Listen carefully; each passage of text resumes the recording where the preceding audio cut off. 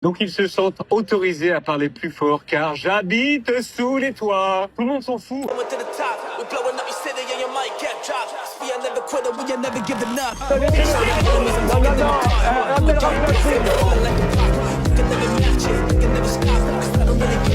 Vous fumez, monsieur? Le football, il a changé. Oui, peut-être. Ouais, c'est Laurent Delamousse, bienvenue aujourd'hui pour une nouvelle vidéo, j'espère que tout le monde va bien, messieurs, dames, on est samedi, c'est le week-end, passez un bon week-end, buvez, protégez votre tête si vous sortez, ne faites pas comme moi, allez courir à 4h30 de l'après-midi, mais je vais pas me plaindre, parce que celui qui a été con, c'est moi.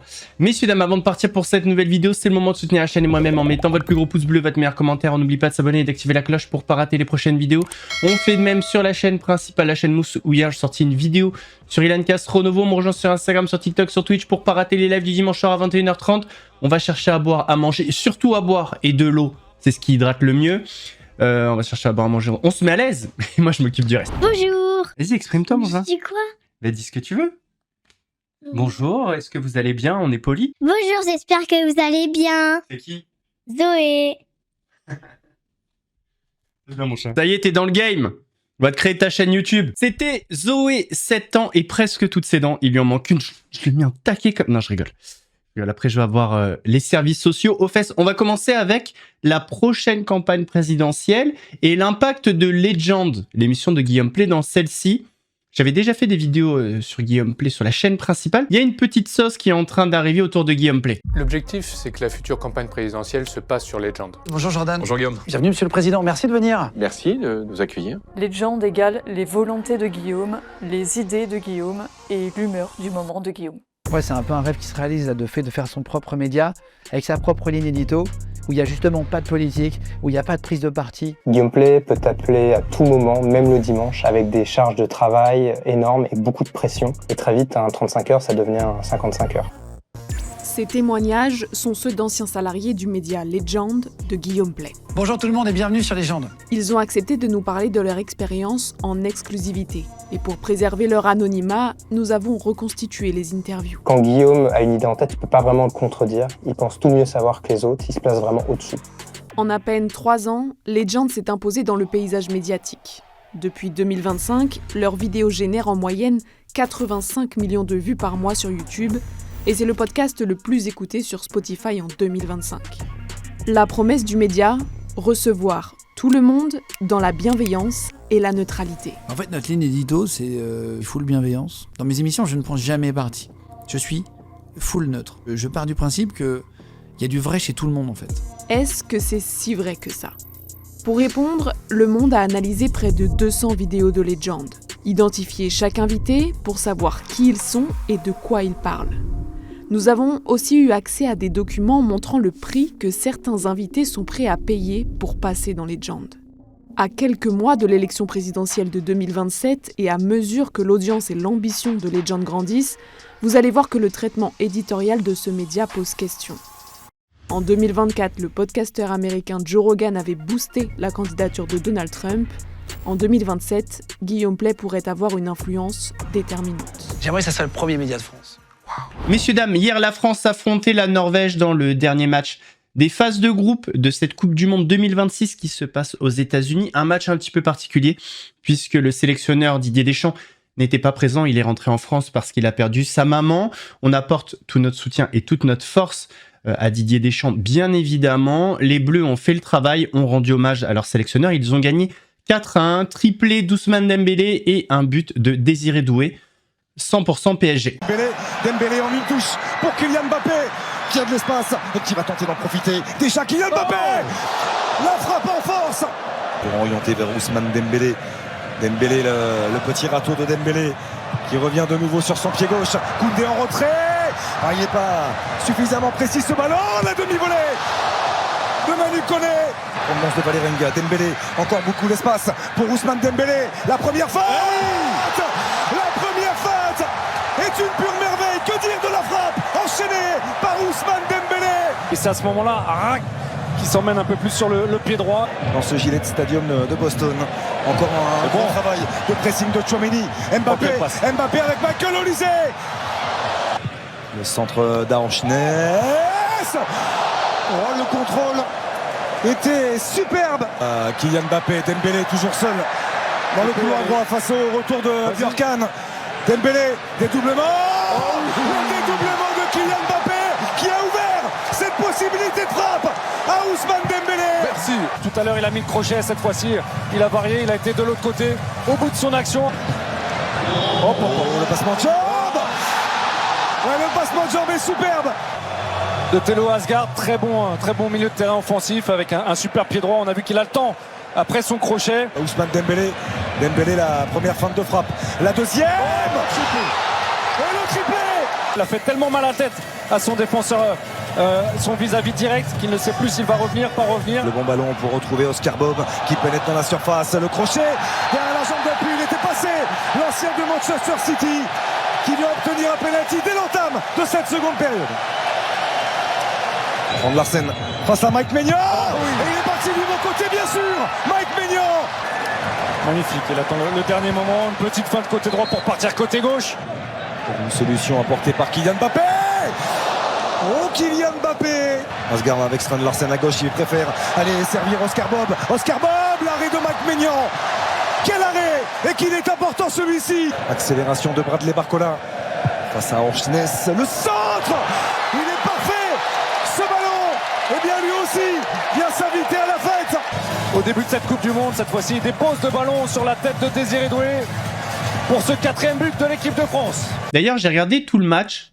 Il y a eu des bons côtés dans ce match-là, mais il y a 3 joueurs qui m'ont inquiété. Désiré Doué, je sais pas, il n'arrive pas en équipe de France. Il fait, j'ai l'impression qu'il surjoue. Du coup, il est pas au niveau. En tout cas, c'est mon avis. Par contre, ceux qui m'ont particulièrement inquiété, c'est Upamecano et Hernandez. Franchement, les deux sont passés complètement à côté de leur match. On va plus parler de sport, mais on va parler d'un but contre son camp et on va l'attribuer à Ramos. Ramos va, comme d'habitude, récupérer des faits divers. Donc là, c'est le massacre du petit Louis. Le récupérer, like si t'es d'accord, truc, machin. Alors, tous les youtubeurs font like la vidéo, mais là, en fait, il prend des faits divers dramatiques. Like si t'es d'accord. Le minot, il s'est fait massacrer. Tu penses qu'on va ne pas être d'accord avec tes propos? Tout le monde tient les mêmes propos. Je trouve ça indécent. Mais bon, bref. Ce qui est intéressant surtout, c'est que dans le cas du petit Louis, on parle de harcèlement, on parle d'une meute qui s'est mise sur lui. Ça rappelle une affaire où Ramos était un peu impliqué. L'affaire de Mehdi, par exemple. Oui, 17 ans, a été assassiné par 5 racailles qui ont tendu un guet-apens. Ils l'ont tabassé, torturé, humilié durant de très longues minutes et ils l'ont filmé. Et je vais demander à toutes les personnes qui passent devant cette vidéo de bien vouloir la liker, la commenter et la republier parce que ça suffit. Quand est-ce qu'on va faire le ménage en France? Monsieur Emmanuel Macron, quand est-ce que vos gouvernants vont prendre leurs responsabilités? Ils l'ont attiré dans un chantier, ils l'ont tabassé avec une violence sans nom, des coups, mais d'une violence sans humanité, et ils l'ont laissé agoniser au sol. Ils se sont filmés comme si cela ne suffisait pas, tout sourire, immortaliser le moment face à son corps qui était en train d'agoniser. On entendait sa respiration et ils l'ont laissé toute la nuit sur ce chantier. Ce sont les travailleurs au petit matin qui l'ont découvert et il est mort des suites de ses blessures. Mais la France, c'est une honte! Quand est-ce qu'on va faire le ménage? Encore combien de victimes de cette insécurité? Encore combien de victimes de cet ensauvagement? Mais c'est une honte. Et le pire dans tout ça, c'est qu'ils ne vont rien avoir. Ils vont aller en prison, ils vont ressortir aussi vite qu'ils sont rentrés. C'est honteux! Lors de son interview avec l'Humanité, Samzira a été interrogé concernant le profil de ses invités. Pourquoi des fois il invite des gens qui sont considérés comme des racistes, comme des homophobes, etc., etc. Voici la réponse de Sam. En vrai, je trouve que les idées, ça se combat. Faut en discuter. Si on invisibilise toutes les personnes avec qui on n'est pas d'accord, c'est quand même compliqué. Limite, on les fait passer pour des martyrs et ça donne du crédit à leurs paroles. Je n'ai pas envie d'invisibiliser un homophobe. Je parle avec les racistes, je parle avec les antisémites, je parle avec les homophobes. On voulait quand même vous questionner aussi donc sur le profil des invités que vous pouvez recevoir sur votre plateau. Par exemple, vous recevez, on l'a dit, des personnalités du Rassemblement National, qui est un parti qui soutient des régimes homophobes comme celui de Viktor Orban. Il y a eu aussi une abstention récente sur les thérapies de conversion au Parlement européen des eurodéputés. Bien sûr. Est-ce qu'il n'y a pas une contradiction de ce que vous choisissez d'inviter par rapport à vos combats? Pourquoi je devrais avoir une contradiction à m'engager à titre personnel à vouloir défendre les droits LGBT et à recevoir Jean-Philippe Tanguy? Bah, ça leur donne de la visibilité. Pourquoi je devrais pas leur poser de questions? Par exemple, c'est le choix qu'on fait. On décide de ne pas donner la parole à l'extrême droite. C'est pas pour autant qu'on n'en parle pas. On parle évidemment de l'extrême droite, on analyse leur discours, etc. Mais éditorialement, nous choisissons de ne pas banaliser l'extrême droite, de ne pas leur tendre un micro. Moi, je pense que votre choix n'est pas le bon. Je suis convaincu que invisibiliser est beaucoup plus dangereux que communiquer. En l'occurrence, à l'extrême droite, il y a quand même beaucoup de personnalités qui peuvent avoir des propos qui sortent du cadre de la loi et qui sont condamnables. Un Éric Zemmour, par exemple, il aurait votre place sur son plateau, sur votre plateau, pardon? Oui, bien sûr. Éric Zemmour, je pourrais le recevoir. Je pourrais travailler mon interview, ressortir ses condamnations, aller le chercher là-dessus, essayer de trouver des incohérences. Je me régalerais même. Ça m'exciterait. Mais là, on parle aussi d'idées qui sont potentiellement racistes, islamophobes. Et je parle avec les racistes. Antisémites. Je parle avec les racistes, je parle avec les antisémites, je parle avec les homophobes. Non, bon, c'est une position qui est assumée. Complètement. Je n'ai pas envie d'invisibiliser un homophobe. Moi, ma démarche, elle est dans la communication. Je fais un métier de communication. Je fais un métier d'opinion. Mon métier, c'est de poser des questions. Mais poser des questions et inviter des personnalités, c'est pas neutre. Mais aucun journaliste n'est neutre. On est d'accord. Je suis pas neutre, je suis un être humain. Je peux tendre à une certaine neutralité. Une honnêteté, en tout cas. Voilà. Que vous n'avez pas peur d'une certaine manière de participer à une forme de banalisation d'idées problématiques, voire condamnables? Tout aujourd'hui est une tribune. Mais du coup, vous avez une communication. responsabilité dans ce cas-là. Mais c'est mon métier. Bien sûr que j'ai une responsabilité. Mais je suis pas architecte. J'ai pas la construction de maisons en responsabilité et leur fondation. J'ai les questions que je pose et quand j'appuie sur le bouton mise en ligne, moi, tout m'appartient avant que je le mette en ligne. Après, une fois que je le mets en ligne, ça ne m'appartient plus. Greg Basso. Oui, Greg Basso. Ah ouais, ça vous dit rien. Greg le millionnaire, c'est bon? Là, on y est. Greg le millionnaire était en interview pour Jordan Deluxe dans son avion. Et il a avoué avoir été emmerdé par des hommes, et notamment un, Gérard Louvain. Gérard Louvain, on en a parlé sur la chaîne. Ah bah des hommes. Par des hommes, ouais. Ça devait arriver, ça. Ah, si c'était par des femmes, ça m'aurait pas dérangé. Ouais. Mais oui, il y a eu des hommes toute ma jeunesse. Et, Louvain, il aurait bien aimé me faire. Hein. Il aurait adoré. Ah bah, combien de fois il m'a fait des propositions, des machins, Louvain. Mais moi, je l'envoyais chier. Pourtant, j'étais là avec ma nana. On était en vacances chez eux avec ma nana. Mais non, il lâchait pas l'affaire, quoi. Il lâchait pas l'affaire. Ah non. Et il y a une fois où ça a été plus loin. Je parle pas avec Gérard Louvain, mais il y a une fois où vraiment ça a été compliqué à gérer pour vous? Non. Parce que vous mettez des... Bah, je mets des barrières, et puis si le mec il dit c'est un truc, il va s'en manger une, il reviendra pas deux fois. Ouais, c'est ça. Mais vous, c'est les mecs, c'est fou, hein. Ah ouais, c'était les mecs. Ah, les producteurs. Ouais, les producteurs, ou des agents de mannequins, des photographes, qui essaient de te la faire à l'envers, de te raconter. En fait, ce que les femmes ont vécu, moi, avec les photographes, les machins, moi, je l'ai vécu aussi. Ah ouais, d'accord. Ouais, qu'ils essayent de te faire mettre à poil, ou de faire ci, machin, mais... C'était de la folie, des fois. J'étais là, on va se calmer, les gars. Ah ouais, d'accord. Ah, okay. ouais. C'est pour ça que j'arrive à comprendre les nanas. J'arrive à le comprendre, ouais. Quand les soucis. Moi, je l'ai vécu avec les mecs, quoi, ça. Incroyable. Mais plein de fois. Plein de fois. Ouais. Vous les rendez dingues? Je sais pas, je leur faisais de l'effet. Yann Barthès s'est pris une turbo sauce sur les réseaux. Il se fait, mais alors déchiré. Et tant mieux, bien fait pour lui. Voilà, t'aurais dû fermer ta gueule. En fait, grosso modo, il dit que face à la canicule, tout le monde est logé à la même enseigne. Et donc, il se moque un peu des personnes qui vivent sous les toits. Alors, pour avoir eu ma chambre sous les toits, en mezzanine, ça n'a rien à voir. C'est chaud. C'est très, très chaud. Et donc, forcément, eh bien, il y a les personnes qui vivent sous les toits à Paris, et souvent, c'est des chambres de bonne, qui ont hurlé sur les réseaux, et à juste titre. En fait, des fois, faut enlever le micro à ces bobos parisiens complètement déconnectés de la réalité. Les mecs, ils sont dans des studios climatisés à 19 degrés et ils viennent donner des leçons de morale. Mais ferme-la. Mais ferme-la, s'il te plaît. Respecte-nous, ferme ta gueule. On n'a pas tous les moyens d'avoir la clim ou d'habiter dans des 100 mètres carrés haussmanniens avec 5 mètres de plafond. Connard. Yann Barthès, tué en putain de manches longues. Bien sûr qu'on n'est pas tous logés à la même enseigne. J'ai trop chaud pour être poli, j'ai envie de te cracher dessus, mais je peux même pas me permettre de te cracher dessus parce qu'il faut que je garde mon humidité. Cette séquence de quotidien indigne celles et ceux qui vivent sous les toits. Non, pas de toi, mon Yannou. On va mettre ça sur le compte de la chaleur, mais qui c'est qui a écrit ton compte, là? Au cours de l'émission diffusée mardi 23 juin sur TMC, le présentateur Yann Barthès, habitué à tourner en dérision les sujets météo au JT, s'est lancé dans un monologue sur la canicule, dans lequel il assure que face aux chaleurs intenses, tout le monde est logé à la même enseigne. Si vous croisez Bernard Arnault, il aura chaud. Un ministre, il aura chaud. Le présentateur a aussi fait de l'humour sur celles et ceux qui se plaignent de la chaleur sous les toits. Donc ils se sentent autorisés à parler plus fort car j'habite sous les toits. Tout le monde s'en fout. Sur le plateau de Quotidien, ces déclarations ont suscité l'amusement de l'audience, mais ça n'a pas du tout fait rire les personnes concernées qui vivent dans ces conditions. Yann Barthès, tu vois ça, c'est quoi ça? C'est quoi ça? C'est quelqu'un qui habite sous les toits. Généralement, quand il y a des trucs comme ça, c'est que t'habites sous les toits. Non, je me la pète pas d'habiter sous les toits, non. C'est des chambres de bonne, mon gars. Des chambres de bonne, ok? Ça sert à rien. Et j'arrête pas de penser à Yann Barthès qui dit que les gens qui habitent sous les toits, on est un peu chiant parce qu'on n'arrête pas de se plaindre. Il fait plus chaud chez moi que dehors. En France, un logement sur deux se transforme en bouilloire thermique en période caniculaire, avec des températures qui explosent sous les combles. Si vous voulez savoir à quel point il fait chaud sous les toits chez moi, mon tel m'a dit « Je ne peux plus charger, il fait trop chaud. Je n'utilise plus de serviettes.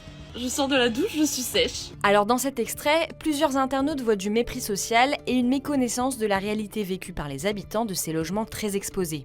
C'est vrai que t'as pas super chaud toi Yann Barthès sur ton plateau climatisé du coup. En fait c'est juste indécent de dire que on vit tous la même canicule. Non, ce n'est pas vrai. Je me suis acheté un ventilateur à 30 balles avec mes dernières économies. Et même avec tout ça, cette année je suis en train de mourir de chaud. Parce que nous on est pauvres et qu'on n'a pas le choix de vivre au dernier étage, qui ne sont pas conçus pour survivre dans ces moments de chaleur intense. Contactée par le HuffPost, la rédaction en chef de Quotidien n'a pas souhaité commenter des blagues. On va revenir un petit peu sur le foot. Il y a eu un événement pendant le match Iran-Égypte.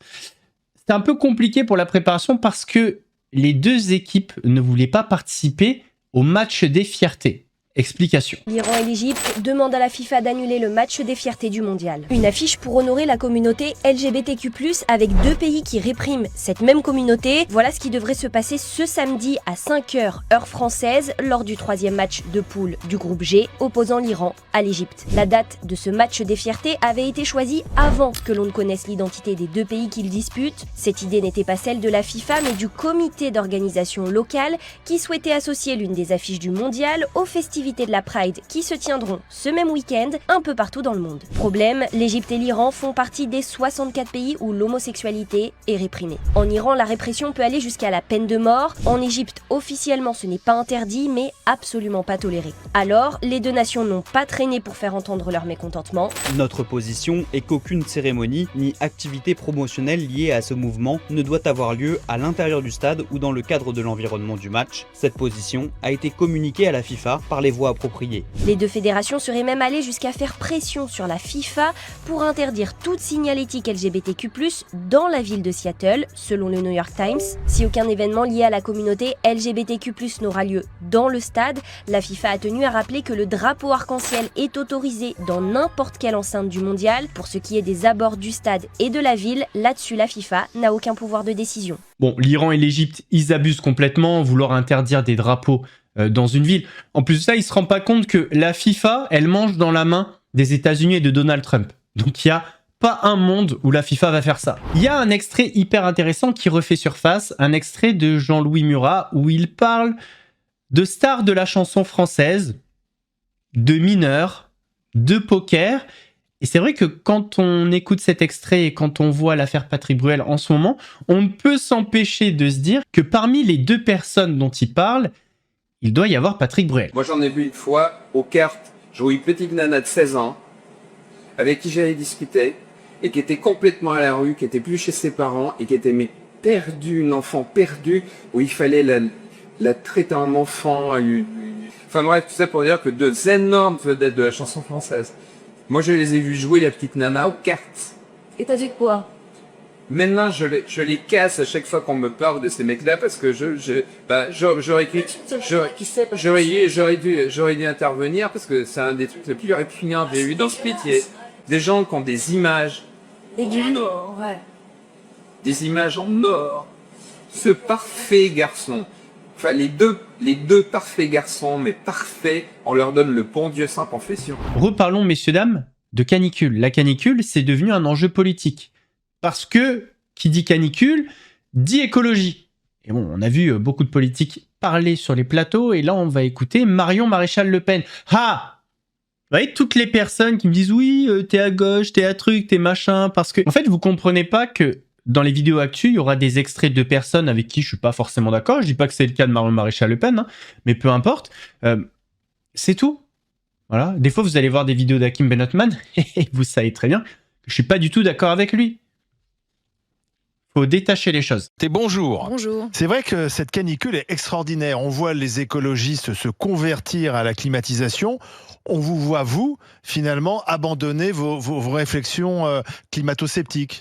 Ah non, pas du tout, excusez-moi. Vous pouvez pas faire de comparaison entre, d'un côté, des gens qui, quand même, à travers une technophobie socialo-écolo, on conduit quand même à des morts, hein, parce qu'aujourd'hui, c'est une idéologie qui est meurtrière. Je ne vais pas vous revenir sur les chiffres, vous l'avez vu, on est face manifestement à des taux de mortalité dans les hôpitaux et dans les EHPAD qui sont surévalués. On a 24 arrêts cardiaques à Paris hier contre 10 en moyenne. Donc je veux dire, on ne peut pas en rire, on est face à quelque chose d'absolument dramatique, qu'on pourrait d'ailleurs décliner dans plein d'autres secteurs, parce que sur le nucléaire et dans d'autres aspects, c'est une réalité. On pourra quand même accorder au camp national la cohérence de ce point de vue-là, puisque le plan clim, ça fait des années que c'est une proposition du camp national. Mais j'aimerais quand même qu'on s'arrête 2 secondes sur l'état d'écolo-bolchevisme dans lequel on évolue, parce qu'on a quand même, je pèse mes mots, un État qui prend 60% de la richesse produite, qui est incapable donc de protéger les plus vulnérables, les enfants, les personnes âgées, et d'équiper, comme on le voit, les équipements publics, et qui, quand les gens s'organisent face à cette défaillance, parce que c'est le cas, les empêche de s'organiser. Donc on a l'affaire de ce père qui tente d'équiper la chambre de sa maman de 83 ans qui est hospitalisée depuis plus de 6 mois dans une chambre non climatisée, à qui on dit non, c'est impossible parce que ce serait injuste pour les autres malades. Donc c'est pas grave, qui crèvent tous à égalité, quoi, c'est ça en fait. On a des parents qui se cotisent pour mettre en place une climatisation dans une école, à qui on dit là, ah bah oui, mais ce serait injuste pour les autres enfants, donc que tous les enfants fassent des malaises à égalité, ce sera une bonne chose. Et en plus, non content de tout ça, on paye des milliards d'euros d'agences comme l'ADEME qui vont sur tous les plateaux de télévision nous culpabiliser et nous dire que la climatisation serait un drame absolu. Donc, ce ne sont pas quand même les écologistes qui sont responsables de ce réchauffement climatique. Ils sont plutôt des lanceurs d'alerte depuis des années. C'est les écologistes qui sont... Non, mais j'ai retrouvé vos déclarations. J'ai retrouvé vos déclarations et vous étiez en train... Il n'y a pas encore longtemps, vous disiez, attendez, c'est un débat, tout le monde n'est pas d'accord, etc. Alors moi, j'ai dit toujours la même chose, c'est très simple. J'ai dit qu'il y avait évidemment un réchauffement et un bouleversement climatique. Je ne l'ai jamais nié, donc ne me faites pas dire ce que je n'ai pas dit. 2, la seule chose que j'ai admise, mais je pense que même les scientifiques ne sont pas d'accord, c'est de dire quelle est la part de responsabilité humaine. C'est-à-dire, ok, il y a une responsabilité humaine, ça a l'air d'être admis. Est-ce que c'est 10, 20, 50 ou 60%? Personne ne le sait. Mais en revanche, il y a quand même une petite chose qu'il faut rappeler. Si on était allé au bout du délire idéologique que promeuvent les écolos depuis des années, qui organiserait la décroissance, l'appauvrissement et je ne sais combien de tsunamis d'interdiction de réglementation. C'est à cause du capitalisme, tout ça. La France est responsable de 1% des émissions de gaz à effet de serre dans le monde. 1%. Un des pays les plus décarbonés. Je veux dire, même si on était tous, en effet, aux toilettes sèches et qu'on se lavait avec du sable et qu'on arrêtait de se chauffer l'hiver et de se climatiser l'été, ça ne réglerait en rien le problème mondial des émissions de gaz à effet de serre. Donc on peut être raisonnable. Voilà. Messieurs, dames, on arrive à la fin de cette vidéo. J'espère qu'elle vous a plu. Si c'est le cas, votre plus gros pouce bleu, votre meilleur commentaire. N'oubliez pas de s'abonner et d'activer la cloche pour ne pas rater les prochaines vidéos. On fait de même sur la chaîne principale, la chaîne Mousse, où hier j'ai sorti une vidéo sur Ilan Castronovo. Le lien est en description et en commentaire épinglé. On me rejoint sur Instagram, sur TikTok, sur Twitch pour pas rater les lives du dimanche soir à 21h30. Nous, on se donne rendez-vous lundi pour une nouvelle vidéo. En attendant, prenez soin de vous. Laurent de la Mousse vous salue.